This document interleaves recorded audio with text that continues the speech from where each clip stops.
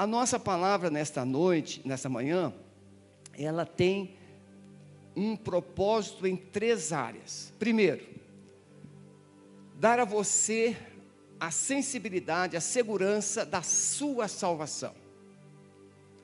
Se você realmente tiver certeza da sua salvação, você terá a segunda coisa, que é o desejo de crescer espiritualmente. Todo ser vivo tem a tendência, tem a natureza, o desejo, nasceu para crescer. Você planta uma plantinha e você fica olhando-a constantemente, esperando o seu crescimento. Eu plantei lá na entrada do nosso bloco, lá no condomínio, uma horta.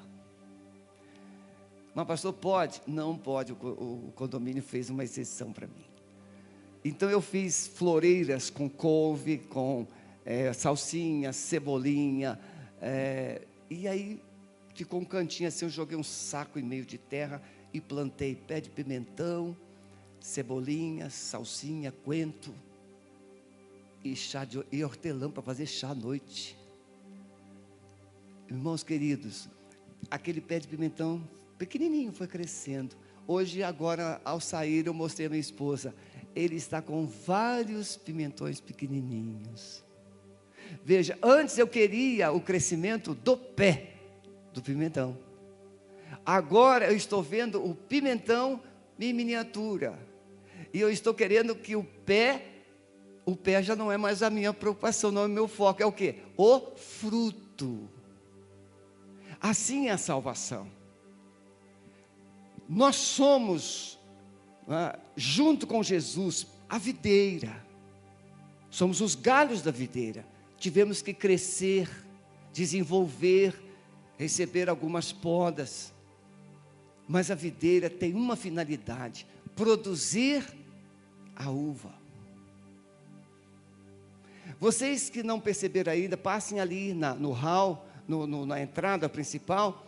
Nossa oliveira está carregadinha de flores. E ela vai produzir muitas azeitonas. Aquela oliveira tem 40 anos. Olha só. Nós já compramos com mais de 30 anos. E agora é a primeira vez que ela flora. Sonhos, né, Velise? Conheci você até de máscara. Então, nessa manhã, o meu propósito, por quê, irmãos? Porque eu tenho atendido muita gente, presencial e online. E existe uma dificuldade de lidar ou de dar respostas. Situações, crises, disfunções, situações emocionais. Então, o Espírito Santo tem me encorajado, trabalhe a identidade deles. Mostre que uma vez arrependido, convertido, nasceu de novo, precisa iniciar o processo da conversão. E o processo da conversão é desenvolver a salvação. E essa salvação desenvolvida torna o crente forte, torna o crente consciente, torna o crente capaz de enxergar além das circunstâncias. Então eu vou usar 3 verbos no texto que vamos ler. E nesses 3 verbos nós vamos encontrar os 3 passos para uma salvação que desenvolve crescimento espiritual. Porque é muito difícil, irmãos. Você que é mãe, você que é pai, sabe. Você tem um filho bebê e você quer que ele comece a engatinhar. Fica olhando se os dentinhos estão nascendo. Ah, já tem 2 dentinhos, lembra disso? Muito tempo atrás. Você lembra? Aí os dentinhos nascem, ele começa a engatinhar, ele começa a dar os primeiros passos. Mas você quer agora que ele ande. Só que você não mensura as consequências disso. Enquanto o bebê não engatinha nem anda, onde ele fica? No colo ou no carrinho. E no carrinho ou no colo você segura. No carrinho você amarra ele ali no cinto. Fica aí, bebê. Coloca algumas coisinhas para ele entreter e o bebê fica ali. Você vai chegar nessa fase, Camelinha. Só que vem aquela natureza. Nós queremos que o nosso filho cresça. Só que ele começa a andar, vai para a escolinha, e você começa a ter mais trabalho, e quando chega, irmão, de 0 a 7 anos, uma criança aprende tudo, observando, ouvindo e absorvendo emoções, ela aprende. De 7 a 12, essa criança desenvolve o que aprendeu. A partir dos 12, ela vai começar a colocar em prática tudo que ela interpretou e tudo que ela aprendeu. Por isso que a partir dos 12, os pais ou professores dizem assim, esse adolescente é muito rebelde, ou esse adolescente é excepcional. Porque uns aprendem coisas negativas, absorvem emoções, pensamentos negativos, outros positivos. Então quem aprende que é amado, que tem valor, que tem a presença dos pais, esse poderá desenvolver comportamentos melhores. Mas aquele que interpreta na mente que não é amado, que não é bem-vindo, que ele é um problema, ele aos 12, ele vai começar a vomitar comportamentos agressivos e tempestuosos. Nós somos filhos de Deus, temos um Pai presente, que nos ama, que nos protege, que nos abençoa, que fala conosco. Precisamos desenvolver nossa salvação. Abra por favor sua Bíblia, 1 Pedro capítulo 2.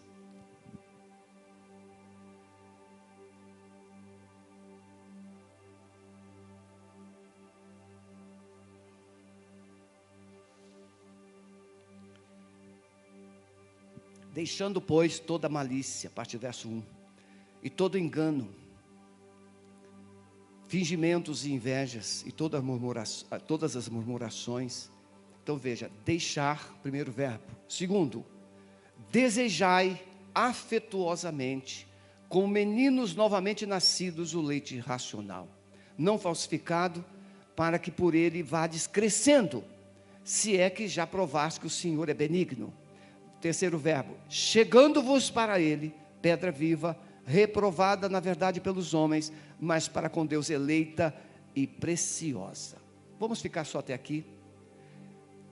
Na introdução eu quero trabalhar com você essa verdade. Pedro fala na primeira carta que os problemas da igreja estão do lado de fora.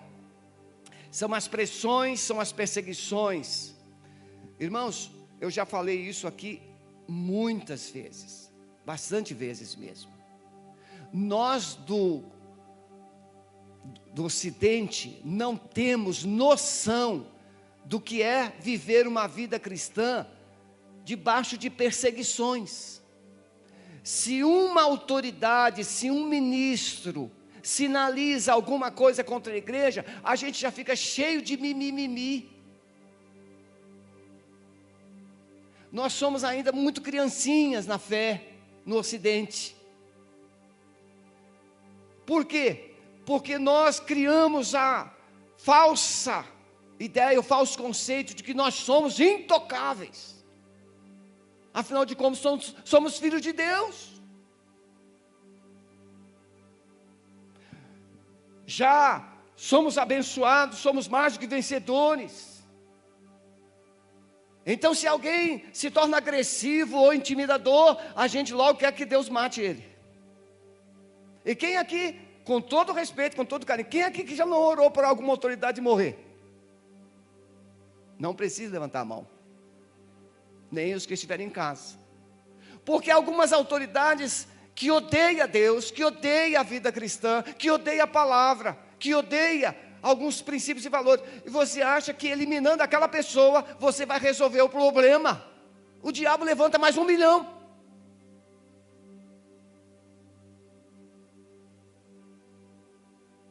É igual o vírus, Covid. Não é o vírus, somos nós. O vírus não é o nosso problema. O problema é que nós não temos resposta para o vírus. Não temos a vacina, não temos uma estrutura física, não temos a saúde certa ou necessária, não temos. E então a gente fica correndo do vírus, bota a máscara, fica preso dentro de casa. No tempo da igreja primitiva, os cristãos eram perseguidos implacavelmente, para serem mortos, presos e mortos. Então, quando Pedro escreve, ele vai trabalhar a identidade dessa igreja. Então, depois de abordar os temas tribulação, provações, estilo de vida, que os salvos precisam revelar diante de Deus e do mundo, Pedro busca encorajar os crentes a um esforço na direção do crescimento espiritual. Então você é salvo para um propósito, e para desenvolver esse propósito você precisa crescer. Veja, o cedro, foi dito aqui várias vezes, o cedro nos 3 primeiros anos, 3, 5 anos, ele cresce de 3 a 5 centímetros para cima, mas cresce 1,5 metro para baixo.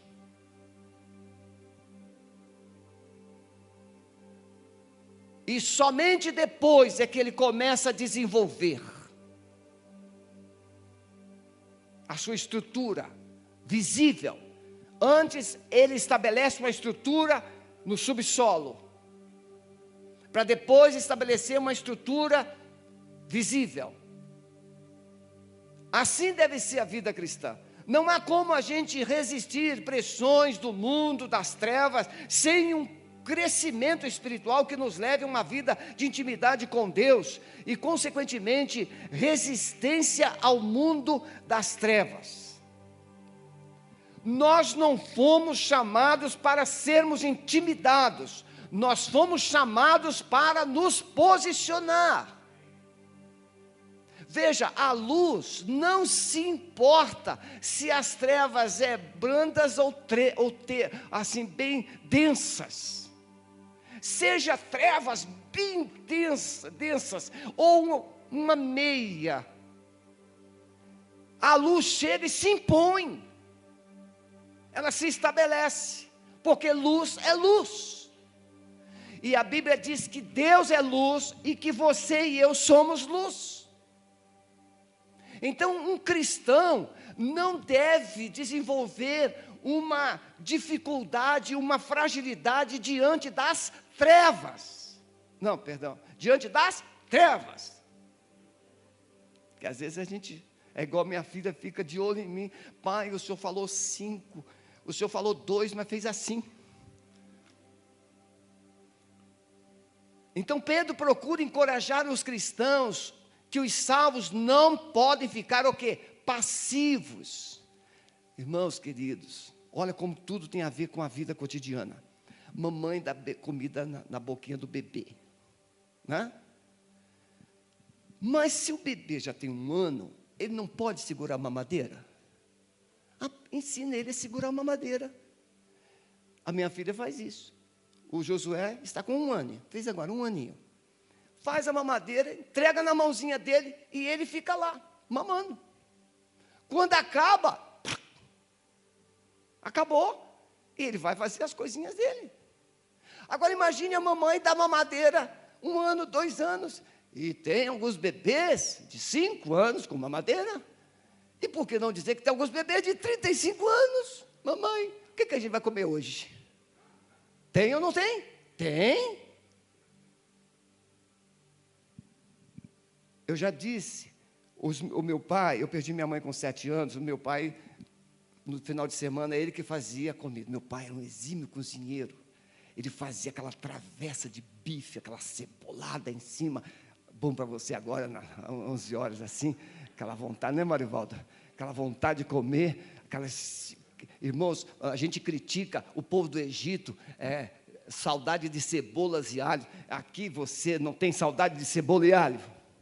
A gente aponta o dedo para o povo coitado do Egito lá, mas nós amamos aquele cheirinho de alho, aquele cheirinho da cebola. Meu Deus do céu, que coisa de Deus! É o tempero, não é verdade? Mas veja, irmãos, a gente dá comida, mas a gente precisa desenvolver. Meu pai falava assim: aprenda a comer de tudo. E tudo significa, irmãos, abobrinha, jiló, almeirão, cenoura, tudo. Meu pai tinha uma horta enorme. A gente colhia, às vezes, 6 caixas de tomate por semana. O teu pai então vendia? Não, meu pai dava. Meu pai nunca vendeu nada. Nós tínhamos 160 pés de laranja na nossa chácara. Ele dava, nunca vendeu. Meu pai tinha um coração tremendo. Ele falou assim: vocês não sabem o amanhã. Aí hoje tem alguns bebês de 30 anos, não gostam de jiló. Eu respeito, realmente não é bom. Eu gosto, por causa da vitamina, tem uns outros, mas cenoura, beterraba, irmãos, não são coisas muito boas, mas você se estudar, você vai comer cenoura e beterraba no mínimo 3 vezes por semana. Da mesma forma, a vida espiritual tem coisas, irmãos, que não são fáceis, mas são necessárias. Nós precisamos desenvolver um comprometimento ou alguns princípios que fortaleça a nossa vida espiritual, que nos leve ao crescimento. A criança não come nenhum legume, só quer batata frita e bife. Vai sobreviver? Vai. Mas terá limitações em algumas áreas. Todo crente verdadeiramente salvo precisa buscar o crescimento espiritual. Como? Tal qual as plantinhas. Isso aqui é muito interessante, irmãos. Vocês podem ver para que lado a planta vai se inclinar. Pode falar. Fala mais alto que eu da máscara. Para o lado que o sol nasce. A plantinha, você planta, ela está lá em pezinha. Ela vai se inclinar, se você colocar uma orquídea, se você colocar uma planta num determinado lugar da casa, ela vai procurar o reflexo da luz da janela. Ela vai tombar. Porque é vida procurando vida. Se Deus é luz, todos nós, filhos cristãos, deveríamos o quê? Nos inclinar para Ele, de forma natural. Mas parece que é uma penitência. Tem que ler a Bíblia ainda. Tem que orar. É muito difícil, não tem tempo. Isso é natural. Você não precisa ter tempo para ler a Bíblia. Você não precisa ter tempo para orar. Você precisa memorizar versículo, começar saindo. Eu estou no parque correndo agora. Glória a Deus, consegui voltar no parque.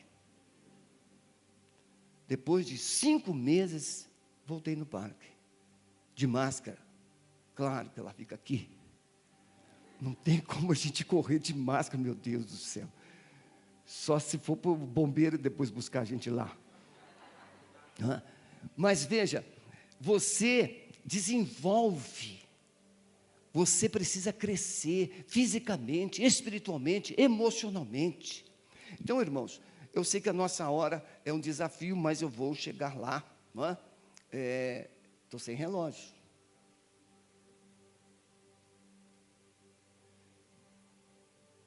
Primeira coisa, entender, a salvação não é remendo. São vestes novas. Você não consertou a sua vida. Você recebeu uma nova vida. É diferente. Por isso que a religião não muda ninguém. Por isso que a religião não melhora ninguém. Religião coloca alguns fardos sobre você. Fardo, a semelhança quando você casa com a pessoa errada. Tem gente que decidiu casar de qualquer jeito. Quem está solteiro aqui ainda tem tempo de pensar. Mas casa com a pessoa sem pensar, sem avaliar, sem construir todo aquele processo do que vai acontecer. A moça muito mimada, o rapaz muito despreparado. Aí casam, porque ela é linda, ele é mais ou menos forte.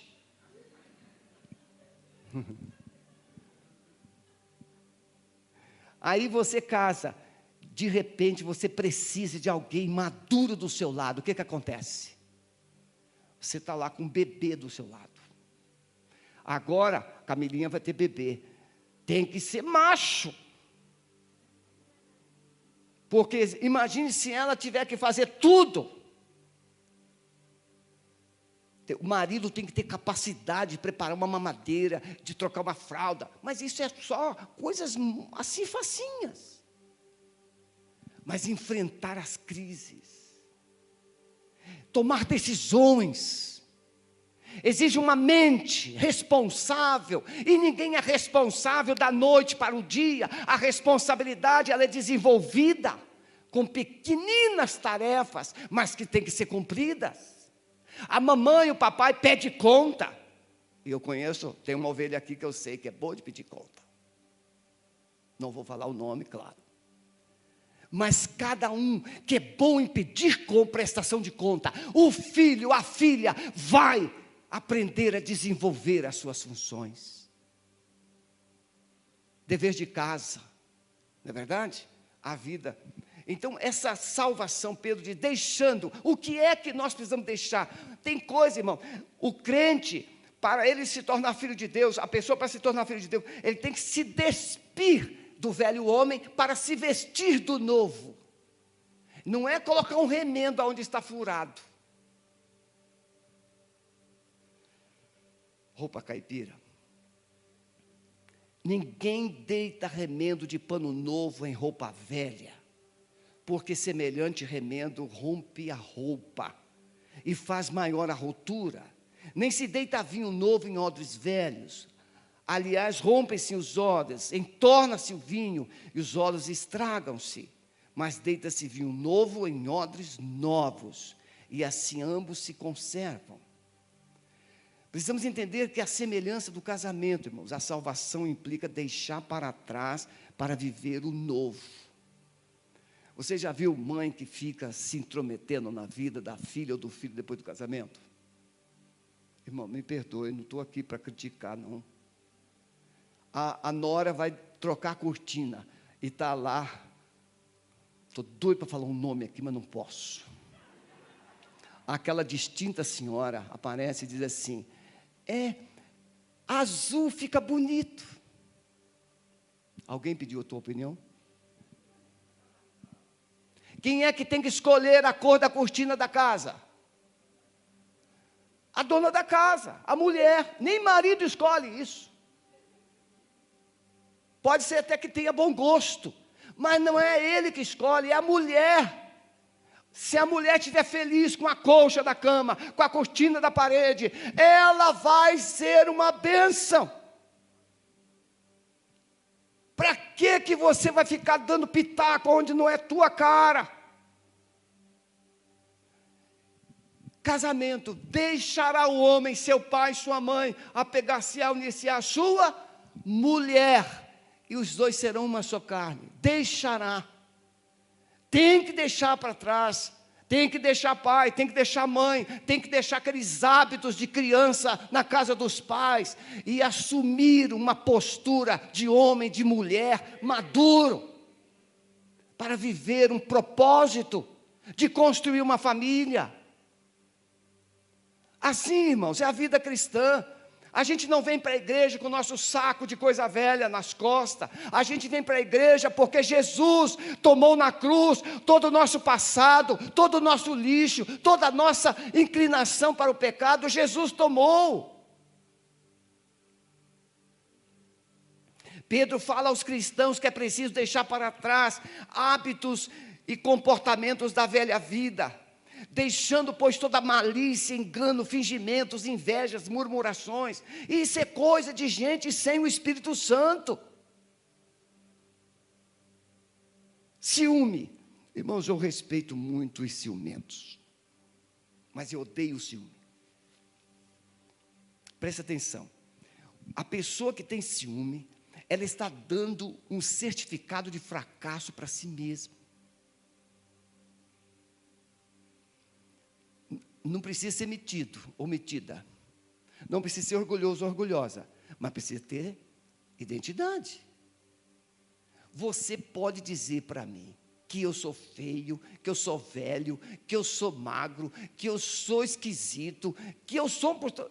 Isso é problema teu. Pode ficar com esses conceitos todos para você. Porque na minha mente eu sou totalmente diferente. Na minha mente eu tenho valor. Eu sou bonito. Não sou lindo, mas sou bonito. Não preciso de mais peso do que tem. Aliás, já peguei até 3 quilos, Valmir. Nessa situação aí, 3 quilos. Isso é muito para o magrelo. Para quem tinha 55 quilos, hoje 78, olha só que é muito peso. Você pode ter o peso que for, você tem que se olhar no espelho e dizer assim, eu sou lindão, eu sou lindona, porque você precisa se amar, porque se você não se amar, não espere que os outros te amem. Você tem valor, Deus colocou isso dentro de você, você tem muito valor para Deus, então, mas tem coisas que precisa deixar. Entender que os nossos desejos e ações são resultados dos nossos pensamentos. Irmãos, eu atendi, estou cuidando de uma família. A mulher trabalhadora, tem um filho de 35, tem uma filha de 18. Essa mulher ouviu, quando menina da sua família, você não gosta de trabalhar, você é preguiçosa igual teu pai. Irmãos, essa menina desenvolveu um pensamento de compensação, que ela tinha que trabalhar para provar para a família dela que ela não era igual ao pai, e muito menos preguiçosa. Essa pessoa, irmão, chega a trabalhar 72 horas ininterruptamente. Porque ela tem que provar. Só que esse comportamento trouxe sequelas, trouxe dificuldades, que nós estamos ajudando hoje. E foi uma pergunta simples, que Deus destravou isso, que ela precisava provar. Tem coisas que você precisa deixar. Aquelas palavras que foram proferidas. Sexta-feira que vem eu vou pregar no culto de libertação aqui. Vou explicar o que é libertação. Vou explicar o que é cura interior. Para que libertação e cura interior produza vidas transformadas. Então você precisa entender o que é libertação. Tem gente que pensa que libertação é expulsar demônios. Não, os demônios estão aonde o lixo está e aonde o pecado está. Então a gente precisa trabalhar santificação para entender libertação. O que você pensa de Deus te levará a agir e se comportar em relação a Deus e sua palavra. Irmãos, eu já falei aqui algumas vezes também, quando eu era crente novo, eu tinha despertador, mas eu falava assim, Senhor Jesus, o Senhor pode me acordar às 2 da manhã que eu quero orar? Eu acordava às 2 da manhã. Por que eu não colocava o despertador? Porque na minha imaturidade e inocência espiritual de um novo crente, eu queria que o Senhor me ajudasse naqueles relacionamentos. Irmãos, eu li a Bíblia de 2 a 3 horas por dia. Eu morava sozinho. Eu desfiz a minha televisão. Desfiz da minha televisão. Se eu tivesse me convertido numa igreja pentecostal, seria um desastre. Eu acho que eu ia matar muita gente. Aí Deus me colocou numa igreja bem tradicional. Fiquei meio equilibrado. Porque eu era aquele crente. Hoje eu sou só pastor. Mas eu era crente mesmo. Preservativo anticoncepcional, isso era do diabo na minha cabeça. Não, o Senhor Jesus tem poder para fazer tudo. Coisa de crente novo. Mas vai amadurecendo, vai crescendo. E vai deixando para trás essas coisas, essas esquisitices. Tem gente esquisita até hoje. Quando Jesus convida os discípulos a segui-lo, ele diz aqui: quem quiser vir após mim, negue-se a si mesmo, tome cada dia a sua cruz, vem e segue-me. Não é possível andar com Jesus com as mesmas coisas. É preciso deixar a velha vida, a velha roupagem, os velhos hábitos, os velhos comportamentos, a cultura antiga, tudo ao pé da cruz. Tudo na cruz.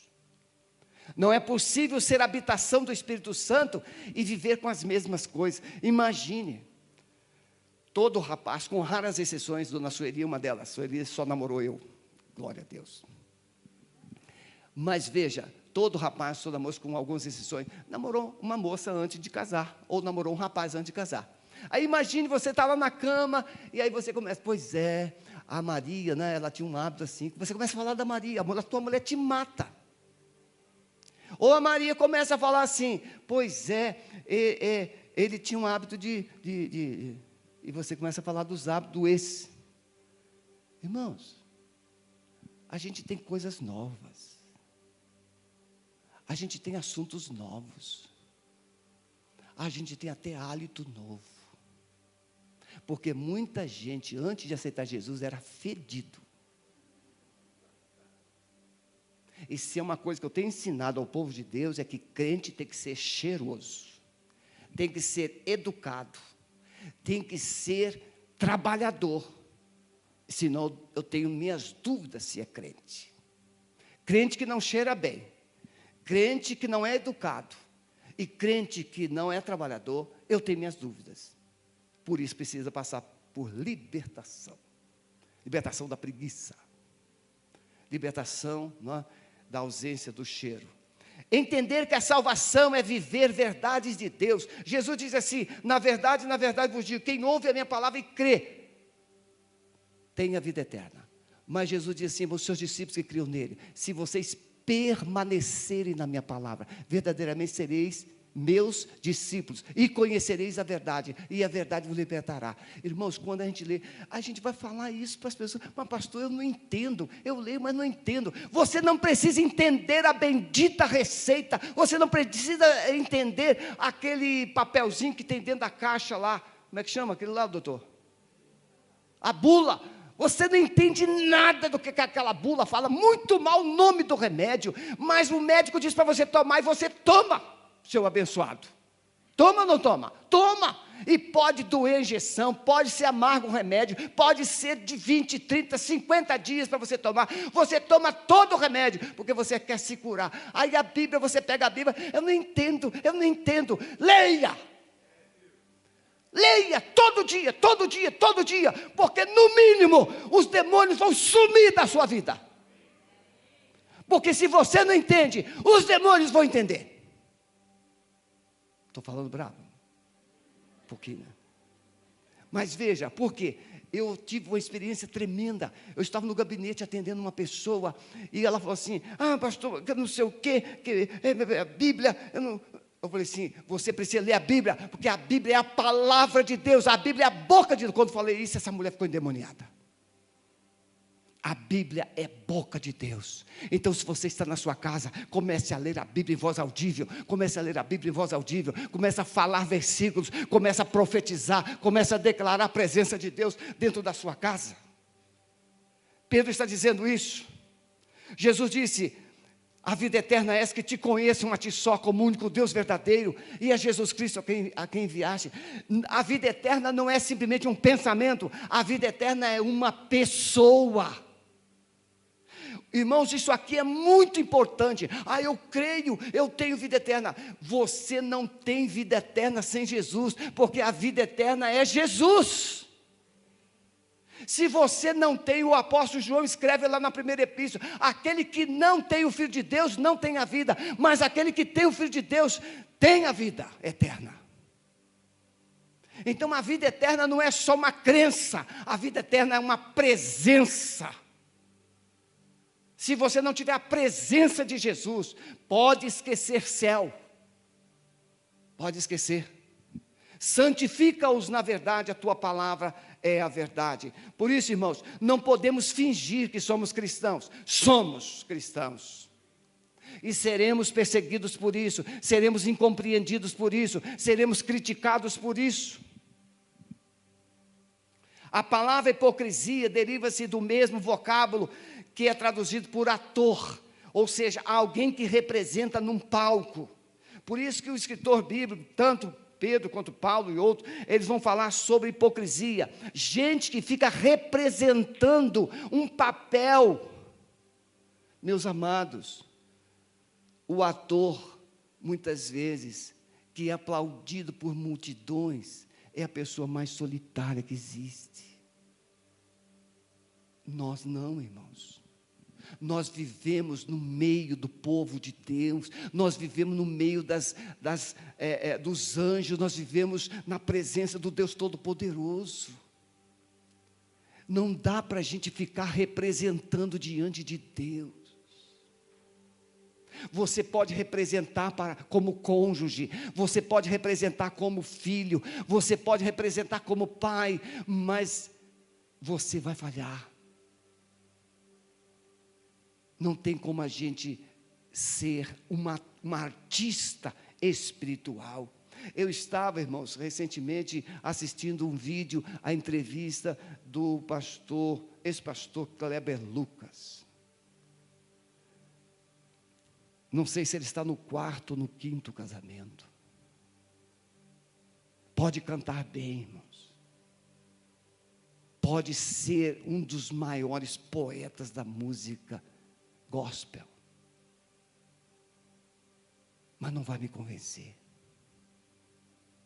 Nós não cantamos mais músicas que ele compõe. Com todo respeito. Por quê, irmãos? Nós não somos artistas. Nós somos filhos de Deus. Precisamos ter identidade.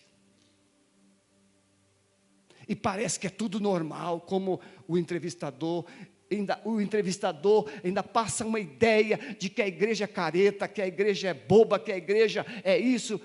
E aquele personagem que é o certinho. É assim que funciona hoje, irmãos. Ele ainda é o injustiçado.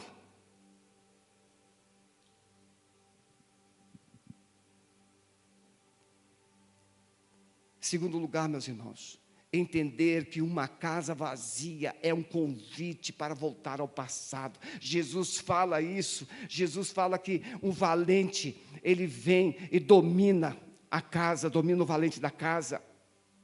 E ele amarra esse valente. E essa casa é limpa.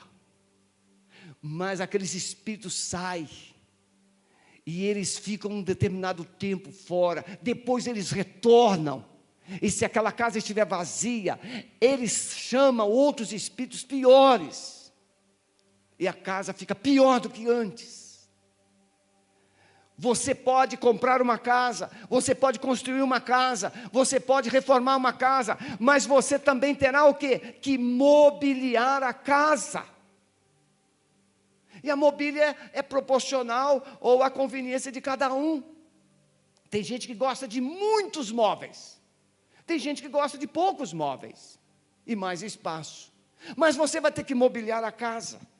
Jesus fala, então Pedro diz assim, desejai.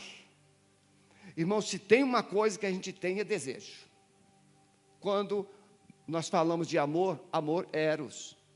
Você pode ver. Eu não sei se você é tão pecador quanto eu, mas eu sou pecador nessa área. Você tem um carro. Você está satisfeito. É de carro novo. Você tem uma roupa.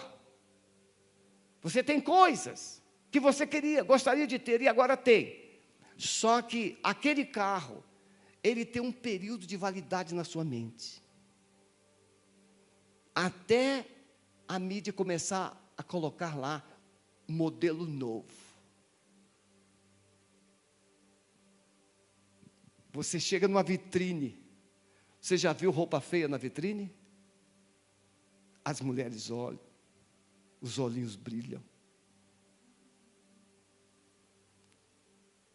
Vitrine, tudo que está na vitrine é bonito. E você quer comprar.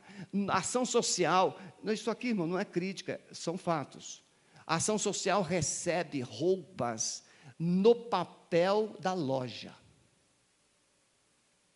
que a pessoa não usou. Não, eu só queria abençoar o vendedor. Pode ser, glória a Deus. E abençoou alguém na ação social. Mas, tudo que brilha nos atrai.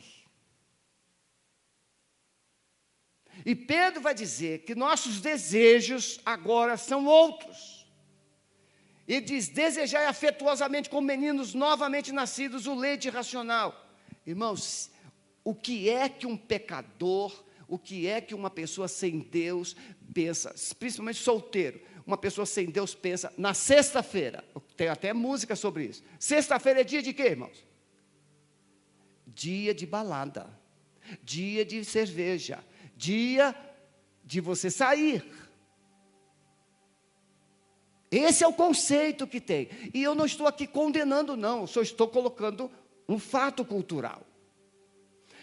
Qual é o desejo do novo crente, do novo nascido? Sexta-feira, ele tem desejos novos, irmãos. Por quê? Agora ele não vai mais para a balada. Pelo menos não deveria ir. Agora, antes ele jogava, agora ele não joga mais. E a Bíblia vai dizer exatamente em Efésios 4, aquele que furtava não furte mais, aquele que mentia não mente mais. Os hábitos, os impulsos, os desejos são diferentes. Você sabe qual é o tamanho da igreja que está fora do templo? É maior do que a igreja que está dentro dos templos. Tem um hall de membros, tem 3 halls. Tem o hall de membros presente, tem o hall de membros circulante, aquele crente que fica indo em todas as igrejas. E tem o hall de membros morto, arquivo morto, é aquele que já foi membro e não quer ser membro de igreja nenhuma mais. Eu sempre estou encontrando esses 3 tipos de pessoas. Por que aquela pessoa, e alguns essa semana mesmo eu estava trabalhando com uma pessoa para ela ler a palavra, irmãos, pense como eu levei um carão. Eu fui numa empresa, passei lá para dar um lar, as secretárias são muito queridas comigo, aí eu fui falar de Jesus, fui falar da Bíblia. Tem uma secretária que gosta muito, a outra secretária não. Irmão, eu levei um carão. Para eu me recompor, tive que respirar e tive que ter uma atitude difícil, pedir perdão. Porque eu cheguei empolgado, falando da volta de Jesus, que é da palavra de Deus, eu cheguei empolgado. A moça me deu um fora. E ela disse assim: tem muita gente que sabe tudo da Bíblia, mas faz tudo errado. Eu pedi perdão, porque é verdade. Pedro vai dizer que precisamos mobiliar a casa, irmãos. Um verdadeiro salvo desejará estar na presença de Deus, como Maria, irmã de Lázaro. Irmãos queridos, eu poderia parar aqui. Nós estamos vivendo situações de pressões do pecado, pecado da carne, pecado de vícios. Tem várias áreas frágeis na vida das pessoas.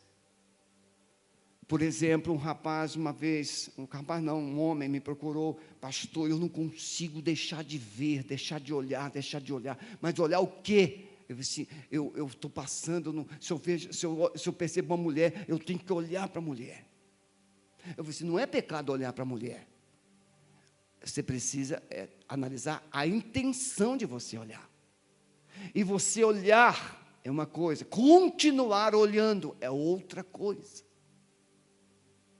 Meu pastor sempre contava, pastor Lindolfo, ele falava, uma vez ele estava assim na esquina conversando com um cidadão, um morador do bairro, e o pastor falando com ele, de repente o cidadão deixou o pastor aqui falando e fez assim,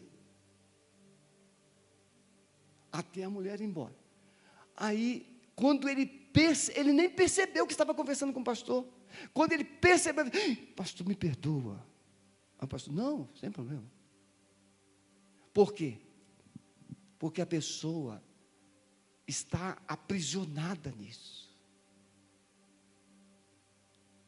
Pornografia, sexo e tudo mais. Pedro vai dizer que o verdadeiro salvo vai desejar a presença de Deus. Irmãos, eu não estou dizendo aqui que a gente vai viver de asinhas. Vamos botar uma asinha aqui de anjo atrás, e agora a gente, Jesus, Jesus, Jesus, Jesus, Jesus. Não é isso, meus irmãos. Irmãos, a gente pode ser um cidadão normal. Normal. Você pode torcer para o Coxa, para o Atlético, para o Flamengo, para o Corinthians. Isso é normal. Ter uma opção. Você pode gostar de praia ou não gostar de praia. Você pode, como uma moça. Eu e Sueli estávamos namorando. E a moça viu a gente, meio jovem assim. Eu acho que ela quis dar uma indireta. Falou assim, pois é, Jesus está voltando.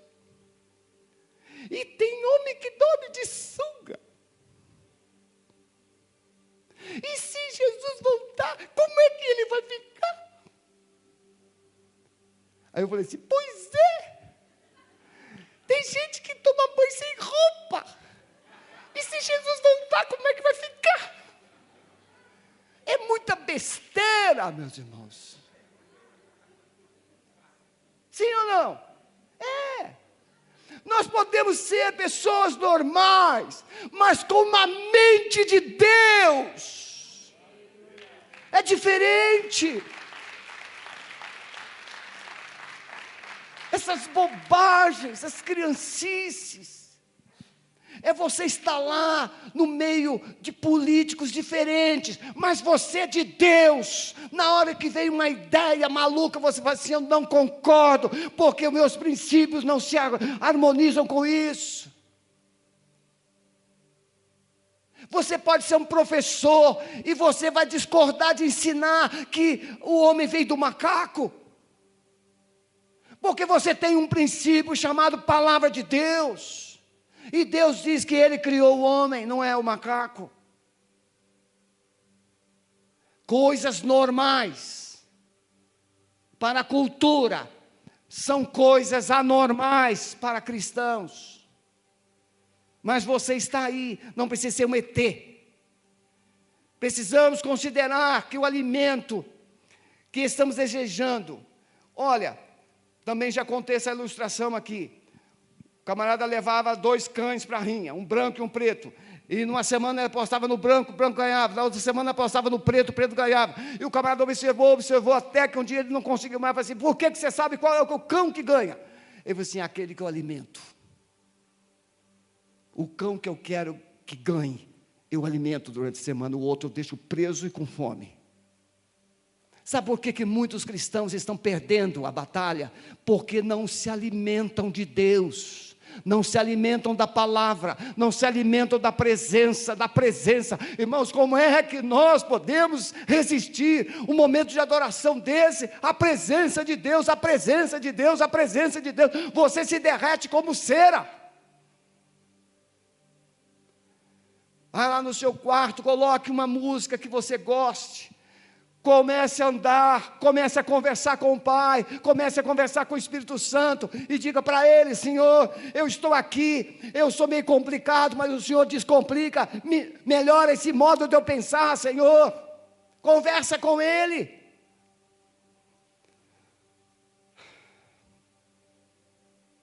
Jesus encorajou os discípulos a examinar a palavra.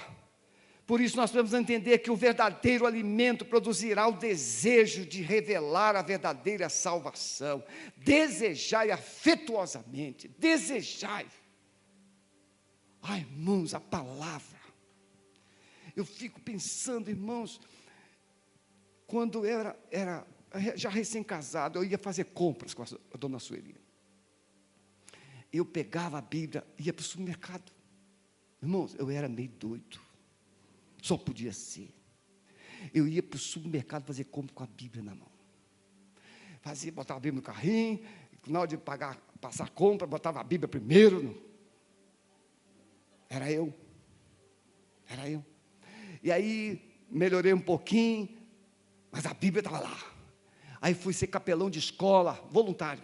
7 anos fiquei como capelão. E eu com a Bíblia lá, todo dia, aquela Bíblia. Ia falar com os alunos com a Bíblia na mão, não tinha esse negócio de celular não. Era Bíblia, era livro preto. Aí um professor veio, e uma professora também falou assim: pastor, o senhor não larga essa Bíblia não?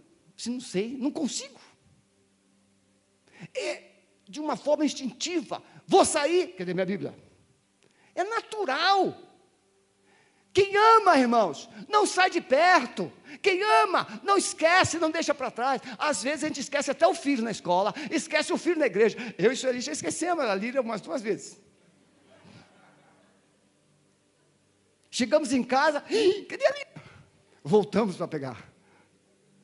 Você esquece o filho, mas esquecer de Deus, esquecer do seu relacionamento com Ele, isso é impossível. Então Pedro, ele vai falar desse desejo que você tem, não é? Eu tive que fechar aqui para ver. Vou fechar o segundo ponto, o terceiro ponto, para a gente fechar. Último, irmão. Entender que a salvação exige um posicionamento espiritual. Irmão, Satanás sabe quem você é, mas ele vai trabalhar para você pensar diferente do que você é. Por exemplo, o sol precisa provar que é sol, a luz precisa provar que é luz. E por que nós temos que provar que somos crentes? Não, viva.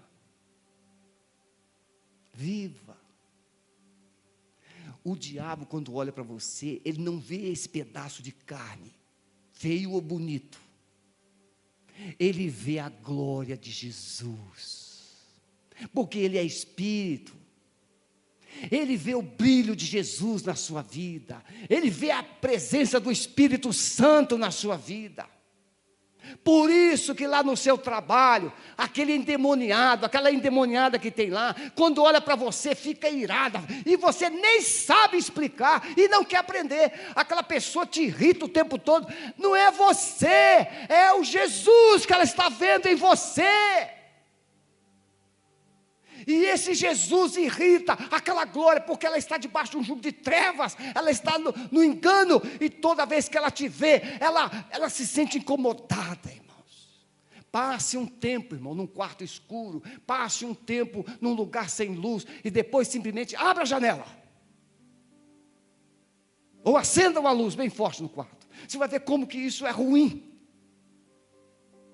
Da mesma forma, irmãos, quando você tem Jesus, quando você tem a glória de Deus sobre a sua vida, você começa a incomodar pessoas que não têm Jesus. Você começa a incomodar, elas começam a observar você para criticar, para tentar apagar a sua luz, para tentar desmoralizar você. Você não tem que discutir. Eu te abençoo em nome de Jesus. Um tio, uma pessoa foi visitar a família, chegou em casa. Cadê o mano? Ele está lá, estava num lugar lá de um culto não cristão. Aí foi lá, ele queria ver o irmão e o sobrinho. Chegou lá, o sobrinho estava no meio de um circo de pólvora, e eles estavam fazendo lá um negócio, uma coisa lá.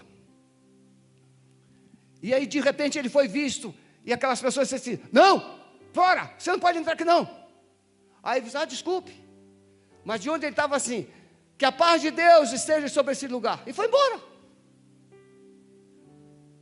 Depois de meia hora em casa, chegou o mano dele com o garotinho: o que você fez? Você estragou tudo. A paz de Deus só é possível com a presença do Deus de paz. Ele trouxe a presença de Deus sobre aquele lugar, e quando ele trouxe a presença de Deus sobre aquele lugar, as trevas tiveram que sair. Vocês estão entendendo, irmãos? A crise pode chegar. Os músicos podem vir, por favor, para a gente encerrar. A crise pode chegar, as pressões podem chegar, as rejeições podem chegar, você pode ser criticado, você pode ser caluniado. Você não tem que se preocupar com o que as pessoas estão fazendo contra você. Você precisa se preocupar se você é o que Jesus disse que você é. É isso que vai fazer diferença. Eu quero concluir, meus irmãos. Nós vamos trabalhar. Pedro, quando eu estava preparando isso, lembrei das nossas células.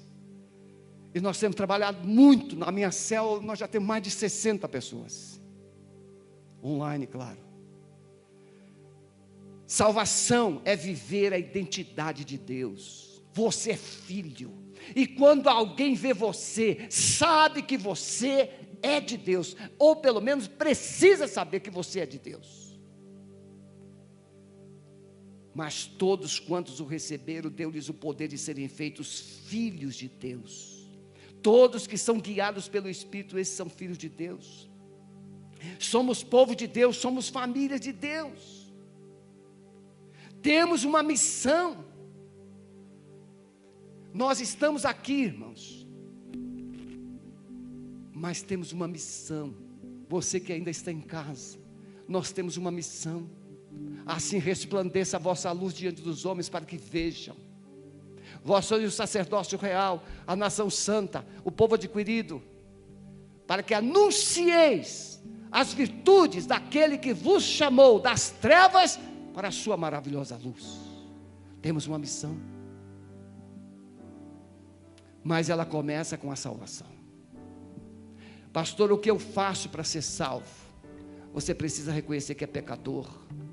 E você precisa entregar a sua vida a Jesus, crendo que Ele é o Salvador, que Ele pode perdoar os seus pecados. Sexta-feira, no gabinete pastoral, eu evangelizei um rapaz que saiu da prisão.